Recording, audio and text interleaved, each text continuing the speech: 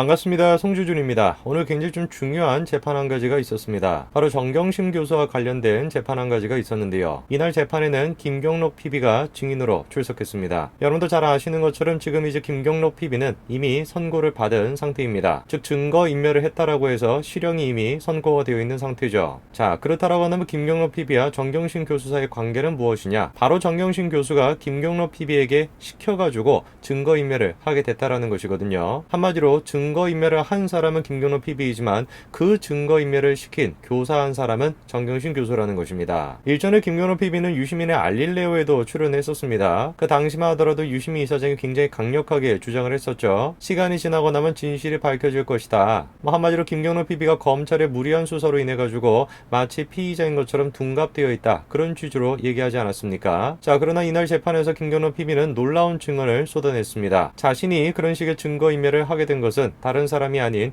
정경심 교수가 시켰기 때문이다 라고 증언한 것인데요. 이날 증언을 통해서 우리가 정경심 교수에 대한 증거인멸 교사 혐의가 사실로 드러나게 될 가능성이 더 커지게 되었습니다. 뿐만 아니라 이날 김경록 PB의 증언을 통해서 조국도 마찬가지로 공범인 거 아니냐, 이 증거인멸에 대해서 공범인 거 아니냐라고 하는 이야기가 나왔는데, 오늘 저는 영상을 통해서 어떤 이야기가 나왔는지 정리해드리고자 합니다. 같이 한번 내용을 좀 보시죠. 자, PC 은닉 혐의를 받고 있었던 자산관리인, 즉 김경록 PB가 정경심 재판 증언대에 섰습니다. 김경록 PB는 이날 재판에서 놀라운 증언을 했는데요. 정경심의 부탁으로 하드디스크를 교체했다라는 것이죠. 김경록 PB는 이미 선고가 되어 있는 상태입니다. 하드디스크를 교체해 증거를 은닉한 혐의로 기소가 돼서 1심에서 징역 8개월에 집행유예 2년을 선고받았죠. 그리고 정경심 교수에 대해서는 그런 식의 증거 인닉을 시켰다라는, 즉 교사한 혐의를 받고 있습니다. 그런데 이날 김경록 PB가 증인으로 나와가지고 어떤 이야기를 한 것입니까? 정 교수의 지시로 PC 하드디스크들을 은닉했다라는 취지로 증언을 한 것이죠. 정 교수 서재에 있는 PC 하드디스크를 교체한 것도, 정 교수와 함께 동양대를 찾아 정 교수 PC를 들고 나온 것도 모두가 다 정 교수 부탁으로 한 것이다, 이렇게 증언한 것입니다. 이날 지금 김경록 PB의 증언을 한마디로 추격하게 되면 다음과 같이 얘기할 수 있을 것 같습니다. 정경심 교수는 분명히 증거 은닉 교사를 했다라고 우리가 한마디로 정리할 수가 있겠죠. 글쎄요, 이미 지금 김경록 PB에 대해서는 선고가 되어 있는 상태 아니겠습니까? 그런 상태에서 김경록 PB가 지금 증언을 허위로 할 이유도 딱히 없을 것 같은데, 상황이 지금 이렇다 보니까 정경심 교수 입장에서는 굉장히 지금 난처할 수밖에 없을 것 같습니다. 자, 이날 증언에는 굉장히 좀 흥미로운 부분들도 몇 가지가 좀 나왔는데요. 요컨대 이제 정경심 교수와 검찰 간의 관계에 대한 이야기도 좀 나왔습니다. 검찰이 지금 이렇게 질문을 하죠. 정 교수가 검찰 조사에서 압수수색이 나올 것이다, 검찰에 배신당했다 라고 하는 말을 안 했다라고 하는데,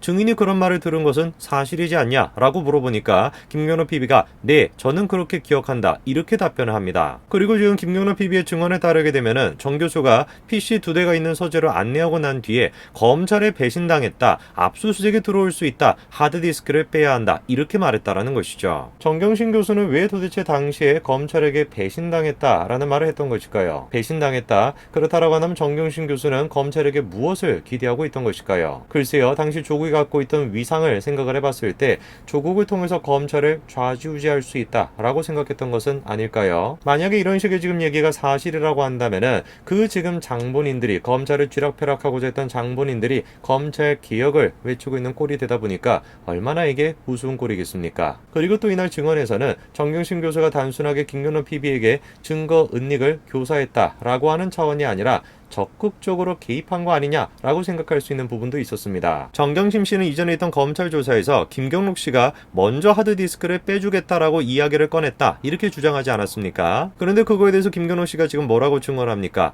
제가 먼저 주도적으로 하자고 말씀드리기는 쉽지 않았을 것이다, 이렇게 지금 부인했죠. 김경록 씨가 먼저 나서가지고 하드디스크를 빼주겠다라고 했다, 왜 정경심 교수가 이런 식으로 주장을 했겠습니까? 자기는 지금 증거 은닉 교사에 대해 가지고 관련이 없다, 이거를 지금 주장하고 싶은 거 아니겠습니까? 그런데 지금 김경록 씨는 뭐라고 이야기를 합니까? 자신의 위치가 무엇인가를 주도적으로 정경심에게 하겠다라고 얘기할 처지가 안 된다라는 것이죠. 사실 우리가 생각을 해보게 되면 김경록 PB는 자산관리인 아니겠습니까? 그리고 상대는 정경심 교수랑 조국입니다. 그렇다라고 한다면 갑과 을의 관계가 자연스럽게 있을 수밖에 없는 것인데, 김경록 PB가 먼저 나서가지고 뭔가를 하겠다, 그렇게 얘기한다라는 게 글쎄요, 얼마나 신빙성이 있겠습니까? 자, 그리고 또 이날 증언에서는 이런 식의 증거은닉 자체가 단순하게 김경록 씨와 정경심 교수 둘 사이 문제로 끝나는 것이 아니라 조국도 마찬가지로 개입돼 있던 거 아닌가라고 생각해 볼 법한 그런 식의 증언도 나왔습니다. 자, 검찰이 다음과 같이 질문을 했죠. 김 씨가 하드디스크를 교체하던 중 조 전 장관이 집에 와 김 씨에게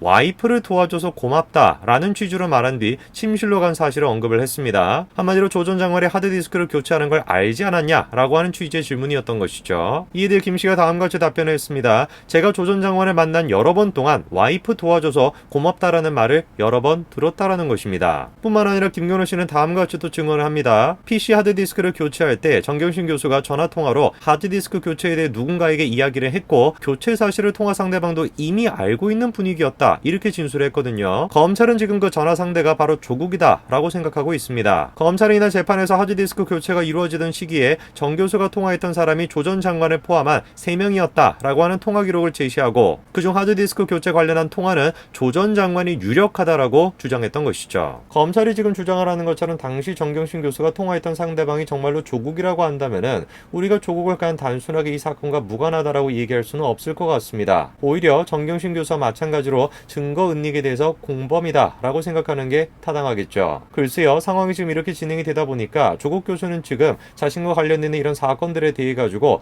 나와는 관련이 없다. 이거는 그냥 가족들의 일일 뿐이다. 이런 식으로 선을 긋기 해오지 않았습니까? 자, 그런데 이런 식의 증언과 증거가 나오게 됨에 따라서 조국도 마찬가지로 정경심 교수의 일과 그냥 단순하게 관련이 없는 것이 아니라 공범인 거 아니냐라고 우리가 더 생각할 수 있게 되었습니다. 실제로 검찰은 이전에 어떻게 했습니까? 딸의 인턴 확인서 위조와 관련돼서도 조국이 직접 한 것이다 라는 식으로 공소장을 변경하기도 했었죠. 저런 식의 공소장 변경에 대해서 법원은 이미 허가를 해준 상태입니다. 자, 그러다 보니까 기본적으로 사법부에서는 조국과 정경심 교수를 단순하게 그냥 따로따로 보는 것이 아니라 공범의 관계로 서서히 인식하고 있다. 이렇게 이제 우리가 해석할 수 있겠죠. 자, 그리고 또 이날 증언에서는 또 흥미로운 부분 한 가지가 나왔는데 바로 정경심 교수와 KBS가 또 연결되어 있는 거 아니냐. 바로 그 KBS가 또 등장을 합니다. 9월 6일 교수님이 기소가 되고 7일날 저희 PC에서 엄청나게 발견됐다라는 기사가 나갔다라는 것이죠. 자, 그랬더니만 오래 알고 지내던 KBS 기자가 한동훈이 너를 이미 주의 깊게 보고 있다. 조국은 이미 나쁜 놈이 되었다. 라는 식으로 이야기를 하니까요. 이렇게 얘기를 했다라는 것이죠. 저 KBS 기자는 과연 누구일까요? KBS 기자가 지금 이렇게 얘기했다라는 거 아닙니까? 한동훈이 주의하고 있다. 조국은 이미 나쁜 놈이 되었다. 글쎄요, 지금 김경록 PB의 저 증언을 우리가 생각해 본다면 이미 저 때부터 시작해가지고